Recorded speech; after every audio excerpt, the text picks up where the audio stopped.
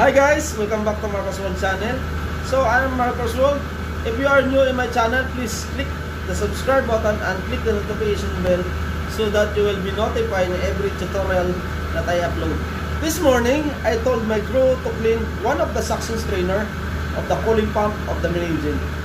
But I'm just surprised when they told me that they cannot do it because even they close the suction valve and the discharge valve of the cooling pump, still the water is continuously flowing. If you want to know the procedure, watch the video until the end.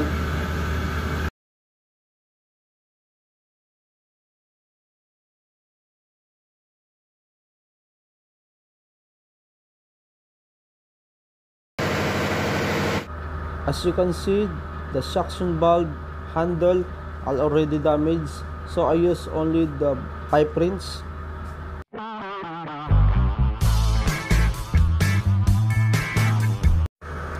The discharge valve of the cooling pump are already closed, but I leave it crack open.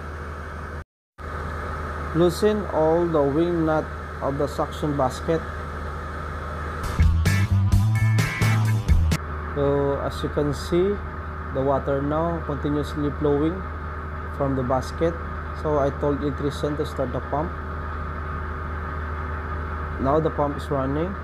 What will happen?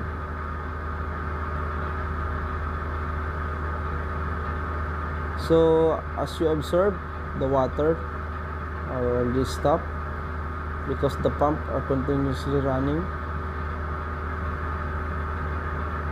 In this situation, I started to loosen all the nut. I'm removing the wing nut so that I can take off the cover. So as you can see, the water from the suction line are very strong because you cannot close the valve. Since the basket is clean, I put it back. Binalik ko na yung ating strainer kasi nalinis ko na yan kanina.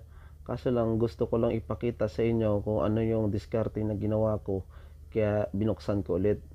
Ngayon maglalagay na ako ng grasa sa ating wing nut, yung thread niya para hindi kalawangin, at yung ating tuloy-tuloy pa rin yung tubig sa pagpasok kasi nga hindi masarado yung valve natin. Pero kung hindi ko pinaandar yung ating pump, baka napuno na yung builds natin. Magtatagalog lang ako kasi dumudugo na yung ilong ko. Hindi ko na alam kung ano yung sasabihin ko pag English. So yan, binabalik ko na yung ating cover ng ating basket. Pagkatapos nyan, ipara muna natin yung ating pump para magkaroon ng tubig doon sa loob ng ating basket para matanggal yung mga air pocket kasi magkakaroon yan ng airbound yung ating pump. So matapos mo na higpitan yung ating mga nut, ating cover, at masecure yun na nawala ng leaking, so pwede nyo na buksan yung ating suction valve at discharge valve ng ating pump. Tayo natapos naman natin nga video. Aryo pakitaan ta mo sa isa katinikal nga tiraw. Shot. 3 points. Wala na. Tapos na.